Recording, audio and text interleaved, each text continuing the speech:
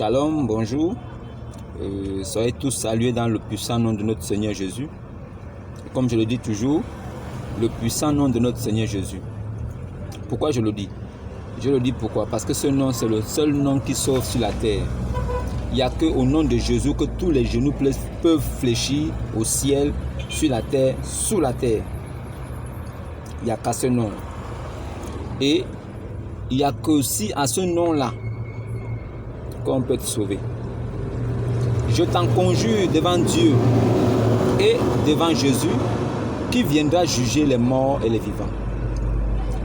Dieu et Jésus viendra. Pourquoi pas viendront, mais viendra. Ah, c'était une parenthèse. Frères en Christ et ceux qui sont aussi athées, ceux qui sont musulmans, ceux qui sont de d'autres croyances, d'autres religions, sachez en même temps que la religion ne vient pas de Dieu. Dieu n'est pas un religieux. Il n'a jamais dit à Abraham, voilà ma religion. Non. Dieu a établi son alliance avec Abraham. Ce n'est pas Abraham qui a demandé à Dieu, qu'est-ce que je dois faire pour être avec toi. Non, c'est Dieu qui a dit que moi je serai ton Dieu. Parce que c'est moi qui ai fait toutes choses. Pas ma parole que j'ai faite chair. Cette parole qui était au commencement. Et c'est par cette parole que tout a été fait, en elle et par elle. Il est le premier-né de toute la création. Et voici, il vient avec les nuées. Tout œil le verra, tout œil, et tous les yeux le verront. Même ceux qui l'ont percé le verront. Et toutes les tribus de la terre se lamenteront à cause de lui. Qui il est? Pourquoi est-ce que les tribus de la terre, toutes les tribus de la terre peuvent se lamenter à cause d'un simple prophète? Comment quelqu'un peut être un simple prophète et les tribus de la terre se lamentent pour lui? Pourquoi les tribus de la terre ne se lamentent pas pour Moïse? Pourquoi ils ne se lamentent pas pour Esaïe, pour Élie, pour David, pour Salomon, pour Samson, pour Abraham? Ah, cherchez à comprendre. Cela va vous éclairer. Et si vous avez la lumière, vous serez au-dessus de tout. Parce que l'esprit est au-dessus de la chair. Et la chair n'a aucun secret pour l'esprit. Voilà pourquoi je dis toujours, cherchez d'abord premièrement le royaume des cieux, puis le reste vous sera accordé facilement. Ça c'est rien ça. Le royaume de la terre là, c'est rien. Mais si tu as d'abord le royaume céleste, le royaume de la terre te sera donné facilement. Bon, en fait, je voulais parler de quelque chose qui me tient à cœur. Et j'aimerais bien que vous ouvrez bien l'oreille et que vous prêtez attention. La polygamie vient de Dieu. C'est Dieu qui a instauré la polygamie. Même lui-même, le Seigneur Jésus-Christ, sort d'un foyer polygame. Et nous là, nous sommes les épouses du Seigneur Jésus. Si nous sommes les épouses du Seigneur Jésus, alors Jésus-Christ est polygame. Qu'est-ce que vous n'avez pas compris? Ah, d'accord. La boisson n'est pas un péché. Il n'y a pas un livre sur la terre, un livre de foi. Toutes les personnes qui se réclament d'Abraham, Abraham lui-même là, il avait offert le vin à Melchisedec. Melchisedec, sacrificateur du Dieu très haut, qui n'avait ni commencement de jour, ni fin de vie, qui n'avait ni père, ni mère, ni généalogie. Il vivait éternellement. Melchisedec était qui? Pour que Abraham l'offre du vin et il prenne. Il a pris le vin. Abraham l'a offert, il a pris, il n'a pas refusé. Dieu lui-même dit qu'au jour du repos de ses serviteurs, mangez et buvez du vin. Car depuis fort longtemps, moi l'Éternel, je me réjouis à cause de vous, à cause de vos bonnes œuvres. Le vin est une bonne chose. Même les musulmans là, ils boivent le vin en cachette. Les musulmans, c'est les buveurs, c'est les tapeurs, ils boivent ça. Les musulmans boivent le vin, mais ils ne veulent pas que les gens sachent. Il cache parce que son imam a dit là-bas qu'il ne faut pas boire. Même l'imam là, il boit le vin en cachette, mais il fait comme si il boit ça. C'est un bon goût. Tout le monde connaît l'effet que le vin fait dans le corps. On dit, hein, le vin rend joyeux. Ceux qui connaissent le vin là, qui tapent souvent un peu là. Pas en excès, hein. Taper, mais pas en excès. Le vin n'est pas un péché. Boire du vin là, ce n'est pas un problème. Dieu ne condamne pas ça. Dieu ne condamne pas le vin. Le vin est une bonne chose. Quelqu'un qui boit le vin, il meurt dans ça. S'il est chrétien, il va au paradis. Quelqu'un qui est polygame, s'il est chrétien, il meurt dans ça là, il va au paradis. Est-ce que vous comprenez? Alors donc, il faut faire la part des choses. Il ne faut pas faire d'amalgame. Non. La polygamie est de Dieu. Le vin même est de Dieu. Le vin est une bonne chose. Ce n'est pas interdit. Manger la chair de porc n'est pas interdit. Car lui-même le Seigneur a dit, Christ a dit, mangez de tout ce qui se trouve dans le marché sans vous acquérir de rien. Ça veut dire que quand tu vas au marché, tout ce que tu vois là, tu manges ça. Parce que les chrétiens sont justifiés et sanctifiés par la parole de Christ. C'est la parole de Jésus qui sanctifie et qui justifie. Donc, un chrétien ne peut pas être impur. Un homme qui croit en Jésus ne peut pas se retrouver impur parce qu'il a mangé la viande de porc. Jamais. Jésus-Christ a dit de manger tout ce qui se trouve dans le marché. Sans exception. Sauf si tu es allergique à la viande de porc, tu ne peux pas manger, d'accord. Mais ne dis pas que c'est interdit. Le vin aussi, si tu ne veux pas boire parce que ça ne te convient pas, ou bien parce que quand tu en bois, tu ne te sens pas bien, ne bois pas. Mais ne dis pas que c'est un péché. Le vin n'est pas un péché. La polygamie aussi, si tu n'as pas les moyens, c'est pas grave. La polygamie, c'est quelque chose. C'est pour les gens qui ont les moyens. Si tu n'as pas l'argent, laisse. Non, laisse. Parce que il faut continuer à donner l'argent de poche à la première comme d'habitude. Continue à mougou comme d'habitude. Continue à la garder, à la chérir, à l'aimer comme d'habitude. Et avoir la force de faire ça avec la deuxième femme qui vient. C'est ça. La polygamie, ce n'est pas ce que vous voyez là que madame est à la maison, ne sait même pas ton trafic que tu fais dehors. Alors tu vas sortir, tu arrives comme ça un matin ou un après-midi avec une femme enceinte, dans la maison, allez. Oh non, elle, désormais, c'est là, ici, là. C'est ta épouse. Ça, c'est du banditisme sexuel. Ce n'est pas de la polygamie. La polygamie, on informe la première. On discute avec elle parce qu'elle ne sera pas d'accord. Tout le monde le sait. Mais quand vous discutez avec elle, il faudrait que d'un commun accord, vous acceptez de faire rentrer la deuxième.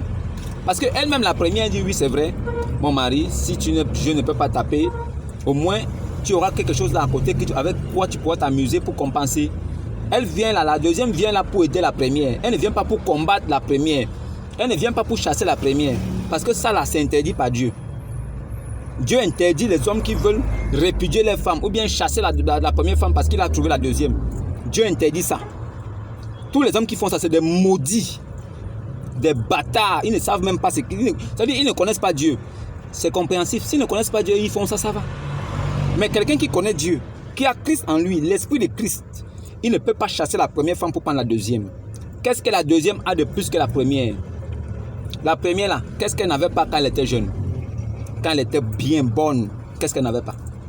Quoi? La deuxième là, quand elle vient là, elle vient avec quelque chose d'exceptionnel. Ou bien c'est que la deuxième là a, ça ne se trouve pas sur la terre. Ou bien la deuxième vient avec quelque chose que la première n'avait pas. Il faut arrêter ça. Faites les choses convenablement pour que Dieu vous bénisse. Après, vous vous plaignez quand rien ne va dans vos vies. Quand les choses se passent mal, vous ne comprenez pas. Dieu parle par des langages comme ça. Il peut faire mal tourner une famille seulement parce que le père qui est responsable, qui est le chef, se comporte comme un bandit, comme un voyou. Donc, à partir de là, c'est le désordre constaté dans la famille. La polygamie se fait dans les règles de Jésus-Christ. Dieu lui-même a donné la façon dont il faut faire ça. Et tout homme qui s'applique à faire les choses selon Dieu de cette façon, les choses se passent toujours bien. C'est un foyer calme où règne la paix et le salut. Parce que le salut lui-même habite en ceux qui sont là, dans ce foyer de polygame. Le salut, c'est Jésus-Christ. La paix, c'est Jésus-Christ. Il habite parmi ceux qui le craignent et qui respectent ses préceptes. Si tu respectes les commandements de Dieu et ses ordonnances, ta vie ira pour le mieux et tu vivras dans le bonheur. Voilà pourquoi la polygamie, c'est pour des personnes sages qui ont connu Dieu avant. Parce qu'avant de s'engager dans ces œuvres-là, il faut d'abord connaître Dieu. Si tu connais Dieu, tu seras épargné de faire beaucoup d'erreurs. Donc la polygamie, c'est d'un commun accord avec la première femme. On ne peut pas chercher dehors, on en ramène en vie. Oh, comme c'est moi qui commande ici. Et dans un mariage, il n'y a pas c'est moi qui commande ici. Dans un mariage, il n'y a pas c'est moi qui commande ici. Tu es le chef, ça veut dire que c'est toi qui prends les décisions. Ça veut dire que madame parle avec toi, vous discutez d'un commun accord, mais à la fin, c'est toi qui fais la synthèse et tu donnes la décision finale parce que c'est toi qui es le chef. Tu n'es pas un dictateur. Un foyer n'est pas un lieu où c'est toi qui joues le King Kong. Tu joues le Bolo Young, tu es costaud, c'est moi. Non, c'est pas ça un foyer. Un foyer, c'est que c'est toi le chef de la famille. Oui, parce que tu as été établi là par Dieu. Mais tu écoutes les autres et c'est de la synthèse de tout ça que tu prends une décision. Tu prends une décision, tu te mets à l'avant. Toi, l'homme, tu te mets à l'avant, sachant que tu as le soutien des madames ou bien des femmes, des épouses que tu as. Ça veut dire qu'elles s'alignent derrière toi parce que c'est d'un commun accord. Et c'est toi qui montes le visage parce que c'est toi l'homme. C'est ça la polygamie. Arrêtez de faire du banditisme là, vous dérangez les gens. Une maman qui est là, elle t'a servi, elle a fait des enfants avec toi. Dès que tu as trouvé une petite qui a les petites fesses derrière, qui est un peu comme si c'était les sachets d'eau, c'est fini. Celle qui est à la maison, elle n'est plus une femme. Non, c'est celle qui est dehors avec les petites fesses là. Tu commences à courir dehors et tu oublies que tu as des enfants à ta charge. Tu oublies que cette femme-là a un cœur. Elle a laissé sa famille pour être avec toi. Tu es son garant, tu es son Dieu avec petit D. Tu la délaisses comme ça pour une petite voyelle qui ne va rien t'apporter. Au contraire, parle avec la première. La femme est comme elle l'est, mais elle t'écoutera. Elle saura que c'est une décision mûrie, elle va réfléchir, elle saura que tout ça la peut arranger, tant qu'elle sait que son mari est toujours près d'elle et que tout ce qu'elle a, tout ce dont elle a besoin, elle l'aura toujours parce que tu seras toujours là pour elle. Elle va te permettre même d'aller prendre même 4-5. Parce que ce n'est pas elle qui va monter sur cette femme-là, c'est toi. C'est toi qui vas aller chercher les racines, les bouteilles là, avec tout. Parce qu'il va falloir assumer toutes les femmes là. Ce n'est pas elle. Elle, tant qu'elle est bien nourrie, bien gardée, bien entretenue, la polygamie peut continuer. Tu prends même 1000 femmes si tu veux. C'est de ça qu'il s'agit. Voilà la vraie polygamie. Maintenant, en ce qui concerne le vin, c'est aussi de Dieu. Le vin, c'est une bonne chose, puisqu'on va retrouver le vin au paradis. Est-ce que vous savez que nous, les chrétiens, nous en boirons le vin au paradis, mais avec notre rabbi, avec notre maître. Il a dit, il ne boira plus jusqu'à ce qu'on soit avec lui là-bas. Bon, moi, je crois que je serai avec lui là-bas, avec les apôtres. Et on va boire ça là-bas. On va taper ça.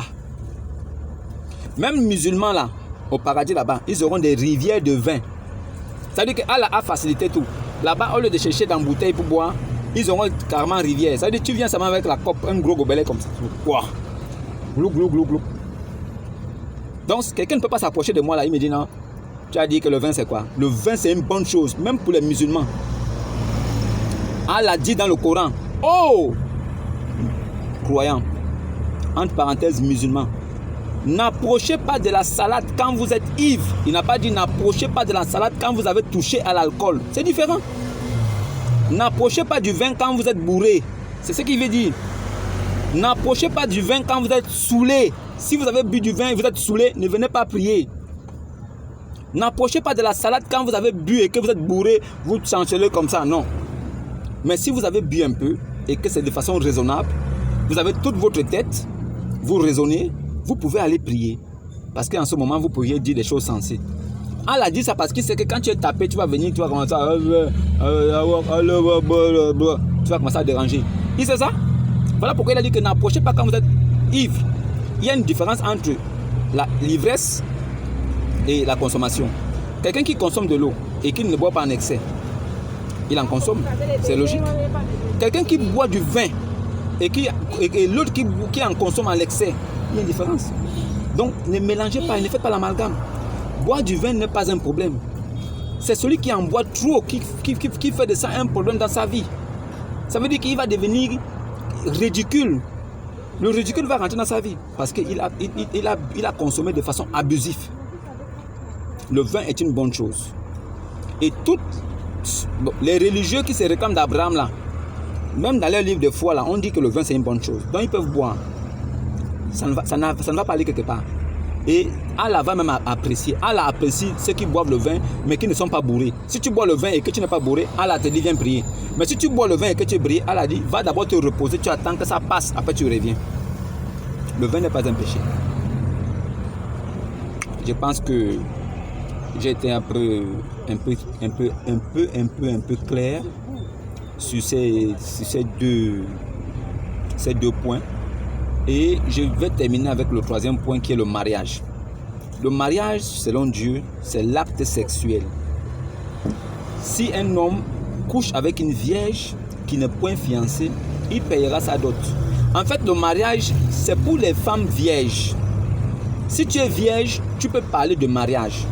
Ça veut dire que tu passeras de l'étape de fiançailles à l'étape de mariée. Donc, il faut d'abord être vierge avant de penser au mariage. Maintenant, si tu n'es pas vierge, en ce moment-là, on parle de négociations. Ce sont des négociations, ce n'est plus mariage.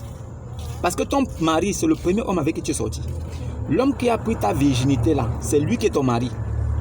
Voilà pourquoi Jésus a dit à la Samaritaine que tu as raison de dire que tu n'as pas de mari, tu n'as point de mari.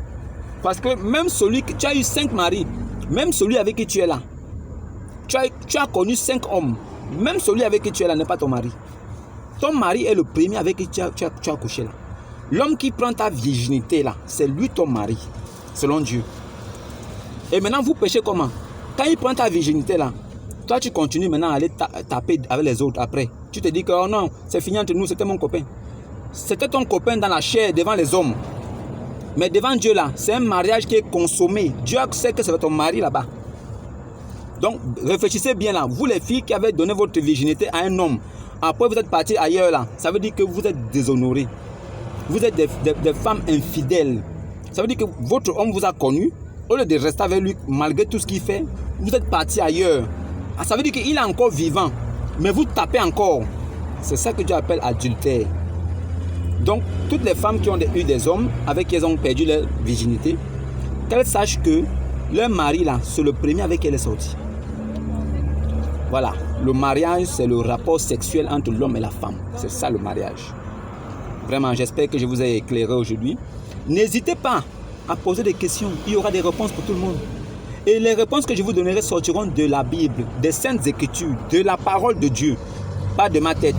Vos raisonnements à 2 balles, là, regardez ça. Quand vous venez là, demandez-moi c'est écrit où.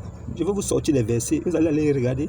Et si vous voyez que c'est bon, revenez quand même dire que oui, on a vu, on confirme. Ne restez pas silencieux comme certaines personnes à qui j'ai répondu et ils ont disparu, ils ne viennent pas répondre. Shalom et à la prochaine.